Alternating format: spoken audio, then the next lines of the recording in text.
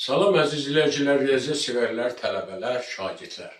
Bugünkü dərsimiz gözəl bir günə təsadüf edir. Bugün 8 mart Beynəlxalq Qadınlar Günüdür. Ona görə də deyirəm, bayramınız mübarək olsun əziz qadınlar və qızlar. Qoy sağlam can, gözəllik və xoşbəxtlik daima sizinlə olsun. İndi isə keçək dərsimizə. Bugün sizə riyaziyyat sevərlər üçün 26-cı dərs keçəcəm. Məsələ 1. Ağacın hündürlüyü 20 metrdir. Qarışqa hər gün gündüz bu ağaca 5 metr dırmanır və axşam isə 4 metr aşağı inir. Bu minvalla qarışqa neçə günə ağacın təpəsinə çatar, həlli. Deməli, təsəvvür eləyək ki, bir ağacdır. Bu ağacı hündürlüyü 20 metrdir.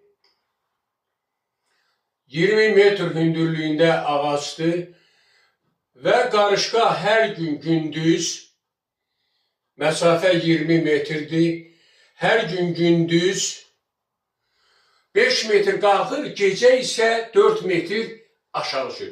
Onda məsələnin şərtinə görə bir gündə qarışqa 5 metr qalxar, 5 metr qalxır. 4 metr aşağı inir. Və bir gün müddətində 5 çarpı 4 verdi 1 metr. Deməli, bir gün müddətində 1 metr qalxır. Onda bir gün müddətində 1 metr qalxırsa, 15 günə 15 vur 1, 15 metr qalxar. Deməli, 15 metr qalxdı 15 günə. Gerdə qaldı 20 metr, çıxaq 15 metr, 5 metr.